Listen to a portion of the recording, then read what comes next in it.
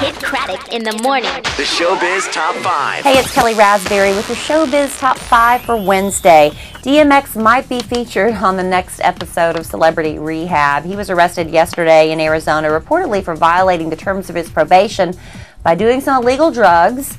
He was taken off to jail, held without bond. His lawyer immediately called Dr. Drew. He said that DMX has had a long addiction. He's been battling it for some time, not winning it alone, so he thinks Dr. Drew is the man that can help. Now, the day after she buried her 18-year-old son, Marie Osmond was back on stage with her brother Donnie at the Flamingo Hotel, where they've had a long-running show there. The audience, it was a sold-out crowd. They were a little anxious, not really knowing what to expect. Was it going to be a very sad show? What was the vibe going to be? Well, Donnie and Marie, professionals, they got out there and they gave them a great show. Marie did acknowledge, what she was going through. She said, the way Osmond survived is they keep singing, and my son would want that. And during the final song of the night, they were singing an upbeat song, It Takes Two. I don't remember that song from when they had their TV show back in the day, but Marie just started to break down towards the end and was crying and had to speak her way through the final lines of the song, and the audience gave them 3 standing ovations. Now, Demi Moore gave her daughter, Rumor Willis, a pole dancing lesson right in the middle of the Chateau Marmont Hotel. Now, according to somebody who saw the whole thing go down, literally, Demi even spun around the pole upside down before her daughter jumped up there and gave it a whirl. Now, watching all of this and cheering them on were Ashton Kutcher, Jennifer Aniston, and Leo DiCaprio. In fact, at one point, Leo leaned over and high-fived Ashton.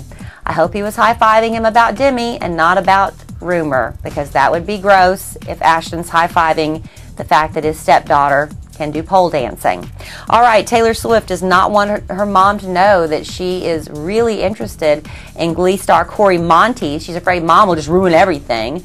Apparently, mom's a bit of a meddler in Taylor's relationships, and a source says that Andrea cuts through her potential boyfriends, and she doesn't want this one to, to be done before it even gets really up and going. So she's telling her friends she really is digging this Corey guy, but keeping her lips sealed around mom. And then finally, really sad to learn this morning that Haim had passed away, only 38 years old. It wasn't really a shock because he's battled drug addiction for years, in a battle he finally lost. He was found unresponsive in his apartment about 3:30 this morning. We hear his mother was with him at the time. He was taken to the hospital where he was pronounced dead, and police were called to the hospital about 4 a.m.